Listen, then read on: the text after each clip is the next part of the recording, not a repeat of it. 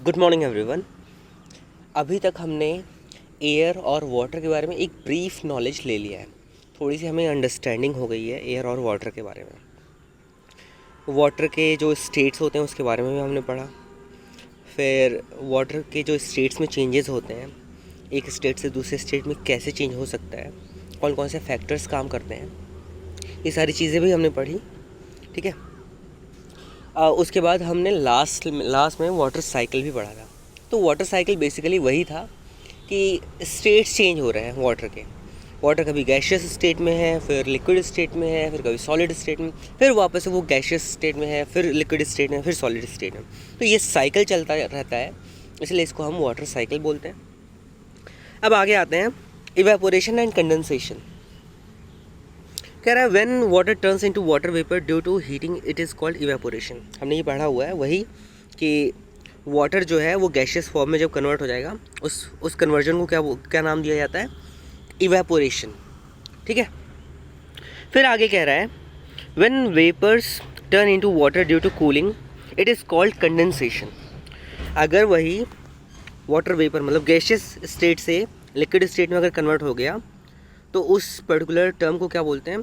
Condensation. Condensation मतलब conversion of gaseous state into liquid state. ठीक है। अगर यही लिक्विड से वाटर में कन्वर्ट हो रहा है तो इसको क्या बोलेंगे? इवेपोरेशन। और यही अगर वाटर से लिक्विड में कन्वर्ट हो रहा है, ठीक है, वाटर से अगर लिक्विड में कन्वर्ट हो रहा है तो इसको क्या बोलेंगे? कंडेंसेशन। तो ये टर्म्स तो आपको बहुत ज़्यादा अच्छे से क्लियर होना चाहिए। और ये जो वर्ड्स हैं, ये जो सेंटेंसेस हैं या फिर वर्ड्स हैं, इन वर्ड्स को अच्छे से बिल्कुल आप कंठस्थ कर लो, याद कर लो। ठीक है। और याद कैसे कर पाओगे इजीली? इन्हीं वर्ड्स को बार बार आपको अपने कॉपी में लिखना है। लिखोगे, ये नए वर्ड्स भी हैं, इन वर्ड्स की मीनिंग भी आपको लिखनी है, प्रोनाउंसिएशन भी लिखना है। ठीक है। तो अगर आप बार बार लिखोगे तो ये सारे टर्म्स आपको याद हो जाएंगे। अगर नहीं लिखोगे, आप सोचोगे कि अरे ये तो याद हो गया, तो वो आपकी सबसे बड़ी मिस्टेक होगी। आप 2 दिन के अंदर वापस से भूल जाओगे, या हो सकता है 1 दिन के अंदर ही भूल जाओ। ठीक है। तो इसलिए कोशिश आपको क्या करना है कि खूब सारा प्रैक्टिस करना है, लिख के। रफ़ कॉपी हुआ, फेयर कॉपी हुआ। वैसे मैं आपको रिकमेंड करूँगा कि रफ़ कॉपी पे ही पहले ढेर सारा पूरा प्रिपेयर कर लो अच्छे से। फिर आपको जब कॉन्फिडेंस हो जाए कि आपने याद कर लिया है, उसके बाद आपको फेयर कॉपी पे लिखना है। ठीक है।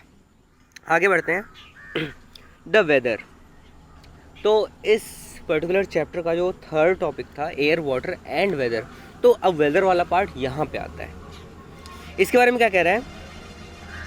The weather keeps changing throughout the year. हम सबको पता है कि खास करके हमारे यहाँ पे, हमारे इंडिया में, और खास करके जिस जगह पे हम लोग रहते हैं, यहाँ पे वेदर में चेंजेस पूरे साल भर होता रहता है। कभी बारिश होगी तो कभी ठंड होगी, तो कभी बहुत ज़्यादा गर्मी पड़ेगी, तो कभी सावन का मौसम होता है, बसंत का मौसम होता है। तो ऐसे थ्रू आउट द ईयर मौसम चेंज होते ही रहता है।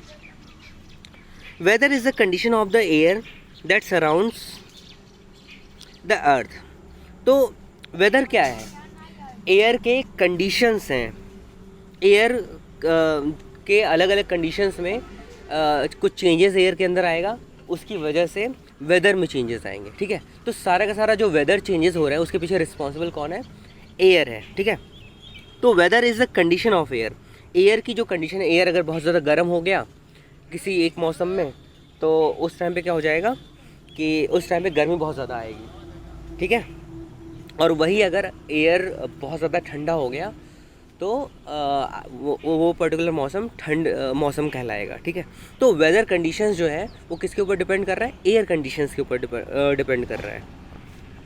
आगे कह रहा है sometimes it is hot while it is cold eight other times. तो वही मैंने बोला कि ये जो एयर का जो कंडीशन है, एयर का जो सिचुएशन है, एयर का एक पर्टिकुलर मौसम में जो फीचर होगा, कभी एयर ठंडा होगा तो विंटर का मौसम कहलाएगा।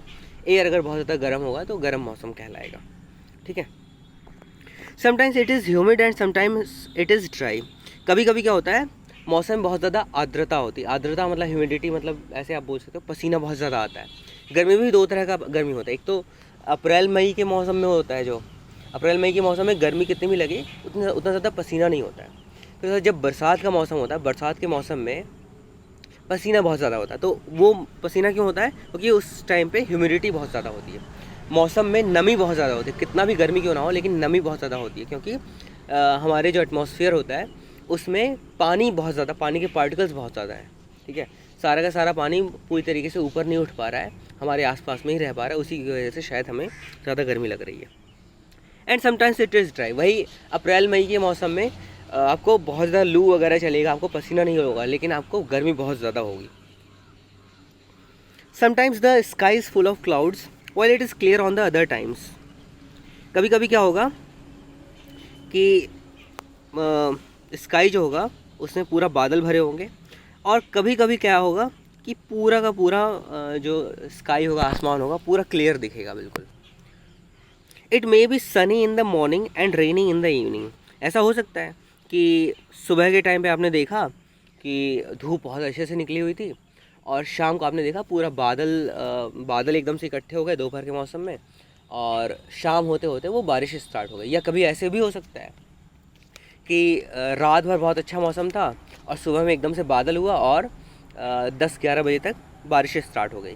ठीक है, तो वेदर कंडीशंस जो है किस पे डिपेंड कर रहे हैं? एयर के ऊपर। ठीक है, एयर के कंडीशंस के ऊपर, एयर के सिचुएशंस के ऊपर।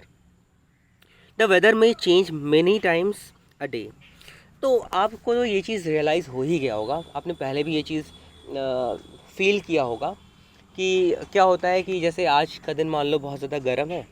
ठीक है, सुबह सुबह धूप बहुत ज़्यादा हुई और दोपहर होते होते एकदम से बादल हो गया, तो अब धूप है नहीं तो उतनी गर्मी लगेगी नहीं। अब आपके आसपास में कहीं पे बारिश हुई रही होगी तो हवा भी चलने लगेगी, बिल्कुल ठंडी ठंडी हवाएं। तो जहाँ सुबह में आपको बहुत ज़्यादा गर्मी लग रही थी, दोपहर होते होते आपको ठंड लगने लगी। तो ऐसा भी हो सकता है। तो ज़रूरी नहीं कि अगर आपको सुबह में जो है गर्मी का मौसम है तो गर्मी के मौसम में सिर्फ और सिर्फ आपको गर्मी का ही एहसास होगा। मौसम चेंज होता रहता है। रात में जो अपने आप से मौसम थोड़ा ठंडा हो जाता है। दिन में कितना भी गर्म क्यों ना हो, रात में रिलेटिवली थोड़ा मौसम ठंडा हो ही जाता है। ठीक है, तो इससे ये चीज़ तो क्लियर है कि एक दिन में कई बार मौसम में चेंजेस आ सकते हैं। ठीक है, the weather depends upon the sun, the wind, the cloud and the rain. तो अगर आपसे कोई पूछे कि वेदर किन चीज़ों पे डिपेंड करता है तो आप क्या बोलोगे? ये चारों चीज़ों के नाम आपको लेना है। क्या क्या? सबसे पहले तो सन, विंड, क्लाउड एंड रेन। ठीक है, तो एक और इंटरेस्टिंग बात आपको बताता हूँ। आप कहीं कहीं पे देखते होगे एयर और कहीं कहीं पे विंड देखते होगे। ठीक है, तो विंड में और एयर में क्या अंतर है? एयर क्या होता है? जब रुका हुआ होता है, जो हवा होती है, गैसेस जो होती हैं वो एक जगह रुकी हुई होती हैं, तो उनको मतलब हमारे एटमॉस्फेयर में अगर एयर है, अगर गैसेस हैं तो उसको हम कलेक्टिवली एयर बोलते हैं। ठीक है, अब वही अगर एयर एक जगह से दूसरी जगह जा रहा है तो उसको हम विंड बोलते हैं। ठीक है, तो आई होप ये चीज़ क्लियर हुआ होगा। तो वेदर डिपेंड किस पे कर रहा है? सन के ऊपर, फिर हवा का एक जगह से दूसरी जगह जाना इसके ऊपर, फिर क्लाउड्स के ऊपर और साथ में बारिश के ऊपर। तो चार चीज़ों के ऊपर डिपेंड करता है। ठीक है, मेनली वैसे देखा जाए तो सन, विंड एंड क्लाउड्स पे डिपेंड करता है। तो हम ये तीन चीज़ें बोल सकते हैं। आगे से अगर आपको किसी ने बोला तो कौन कौन से फैक्टर्स हैं जिनके ऊपर वेदर डिपेंडेंट होता है, तो आप बोल सकते हो सन के ऊपर एक तो, दूसरा विंड के ऊपर। एयर नहीं बोलेंगे, एयर बोलेंगे तो इसका मतलब ये हुआ कि एयर एक जगह पे स्थिर होता है। विंड बोलेंगे तो विंड एक जगह से दूसरी जगह जा रहा है। और तीसरा क्लाउड्स होंगे तो चांसेस हो सकते हैं कि बारिश वगैरह हो जाए। ठीक है, तो आई होप ये वाला पार्ट आपको बहुत अच्छे से क्लियर हो गया होगा। आगे बढ़ते हैं। द सन के बारे में कह रहा है, the sun gives us warmth.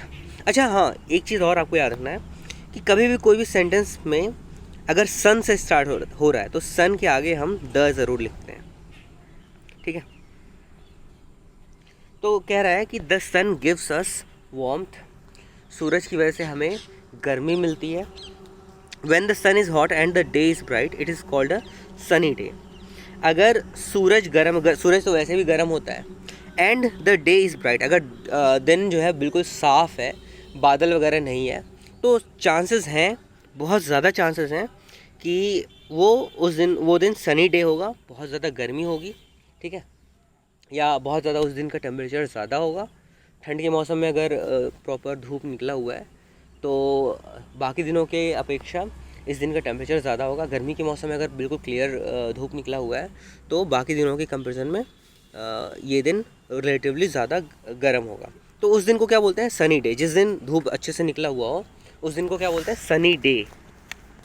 Days are always warmer than the nights. दिन हमेशा ही रात के अपेक्षा गर्म होता है। In summers the mornings and evenings are not so warm because the sun's rays fall slanting. तो क्या होता है कि समर के दिनों में या कोई सा भी दिन आप देख लो, सुबह का टाइम और शाम का टाइम ये बाकी दोपहर के टाइम के कंपैरिजन में ज़्यादा मतलब कम टेम्परेचर इस टाइम पे होता है। ठीक है, रिलेटिवली कोल्डर होता है। क्यों होता है?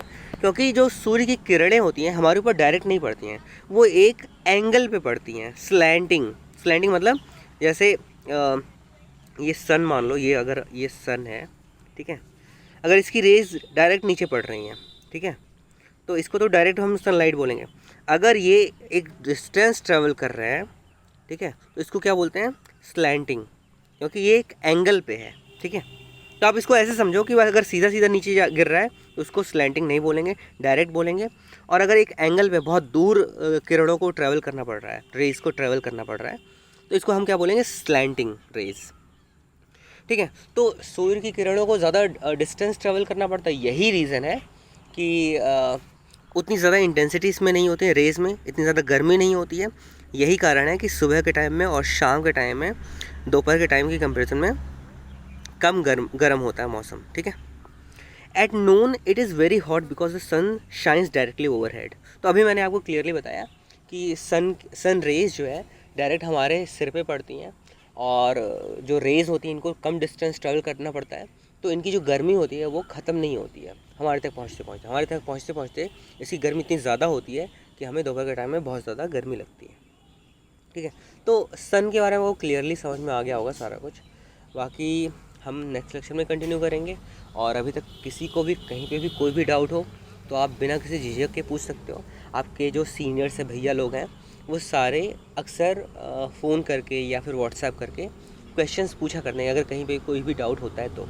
ठीक है, बाकी आप लोगों को होमवर्क प्रॉपरली करना है, हमेशा करना है। वर्ड मीनिंग्स हमेशा लिखना है। आप लोग नहीं लिख रहे हो, बहुत ही गलत बात है। ठीक है, आपको इतना ज़ोर इसलिए दे रहा हूँ ताकि आपके लिए ही वो अच्छा हो पाए। ठीक है, थोड़ी सी मेहनत अभी कर लोगे तो बाद में आपके लिए आराम होगा। ठीक है, अब वैसे भी घर पे बैठे रहते हो, ज़्यादा आपको खेलने का मौका मिलता नहीं है, तो कोशिश किया करो कि ये जो टाइम है आपको अच्छे से यूटिलाइज़ कर पाओ।